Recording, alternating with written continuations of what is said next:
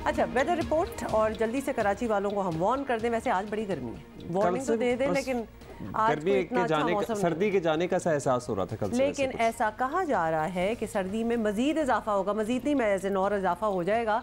और महकमा मौसमियात ने कराची में मजीद सर्दी की पेशगोई की है और कोयटा में बारिश के बाद कराची का मौसम जो है वो मजीद सर्द होने की तवक्को है।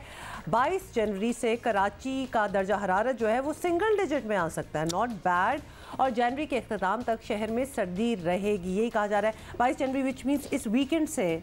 अच्छा, मैं तो अपने वो मोटे मोटे भारी भारी कपड़े वापस रखने का सोच रहा था सूटकेस में, लेकिन नहीं, अभी 1-2 हफ्ते और चलाने की जरूरत है। कपड़े तो नहीं होंगे, 2-4 चीजें ही होंगी, मतलब जितनी भी चीजें होती हैं आपको पता ही है कराची में कहाँ के लिए हमने कितना भारी चीज रख ली, और हम इस आस में बैठे रहते हैं कि कभी मुल्क से बाहर जाएंगे तो पहन ली जाएगी, उसका भी मौका कभी नहीं आता। और वो टोपियाँ भी लेके जाना क्योंकि साउथ कोरिया में फिर आपको पता है ना, बाल भी आप लगवाएंगे तो कवर करना होगा। अच्छा, कराची के बाय द वे बड़ी इंटरेस्टिंग चीज़ है, if you don't live in Karachi, यहाँ ना एक ही दिन के अंदर हर मौसम का कपड़े जो है चलते हैं। तो सुबह आप उठते हैं, थोड़ी सी सर्दी लग रही होती है तो कुछ आप छोटी सी एक चादर पहन लेंगे, दोपहर को गर्मियाँ आ जाती हैं तो आप गर्मियों के कपड़े पहन लेते हैं। फिर जैसे ही शाम होती है तो एकदम से लगता है कि आप तो इस्लामाबाद पहुँच गए सडनली, तो आप अपनी जैकेट निकाल लेते हैं। मतलब ये साइकिल जो है ये चलता रहता है। Which is good as well, which is interesting as well.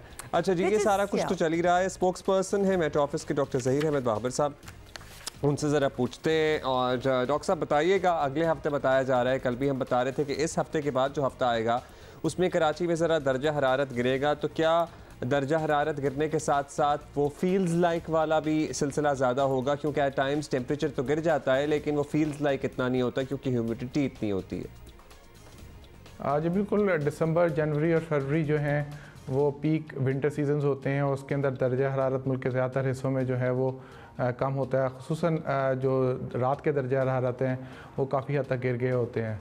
ज़्यादातर जो कम दर्जा हरारत है वो हम विटनेस करते हैं या देखते हैं मुल्क के शुमाली इलाक़ाजात में या मुल्क के मैदानी इलाकों में। कराची, इसके गिरदनवाह में, सिंध और बलूचिस्तान के ज़्यादातर हिस्सों में ज़्यादातर जो मौसम जो है वो मुतदिल ही रहता है। और इस हफ़्ते के दौरान भी और अगले हफ़्ते के दौरान भी कराची और उसके गिरदनवाह में जो दर्जा हरारत है वो 10 से 12 डिग्री सेंटीग्रेड रहने का इम्कान है। बाज़ दिनों में 14 डिग्री सेंटीग्रेड तक दर्जा हरारत जो है मिनिमम दर्जा हरारत, यानी कि कम से कम दर्जा हरारत जो रात के दर्जा हरारत है वो गिर सकते हैं। अच्छा सर, ये भी बता दें कि कराची में बारिश होगी? फ़िलहाल कराची और उसके गिरदनवाह में मौसम खुश्क ही रहेगा। बलूचिस्तान के ज़्यादातर हिस्सों में, कराची, सिंध, ओवरऑल जो है वो ज़्यादातर मौसम खुश्क है, लेकिन सिंध के जो बालाई इलाके हैं उसमें सुबह के औकात में धुंध छाए रहने का इम्कान है। अच्छा, आप सिंध के बालाई इलाकों को तो तस्करा कर रहे हैं, मजमूई तौर पर बालाई इलाके, शुमाली इलाका जात, वहाँ बर्फ़बारी का क्या सिलसिला रहेगा? मैदानी इलाकों में मौसम कैसा रहेगा ओवरऑल? आइंदा 2 रोज़ के दौरान मुल्क के बालाई हिस्से जिसमें कश्मीर, शुमाली इलाका जात, खैबर पख्तूनख्वा के बालाई इलाके, इसी तरह पंजाब के बालाई इलाके शामिल हैं। इन इलाकों में अगले 2 रोज़ के दौरान मतलब ज़्यादातर अबला रहेगा और बाज़ मकामात पर बारिश और पहाड़ों पर जो है ख़ुसूसन तौर पर बर्फ़बारी का इम्कान है। ये एक light to moderate weather system है जिसकी वजह से मुल्क के बालाई हिस्सों में जो है वो स्नोफॉल भी एक्सपेक्टेड है और ये स्नोफॉल जो है वो लाइट टू मॉडरेट ही रहेगी।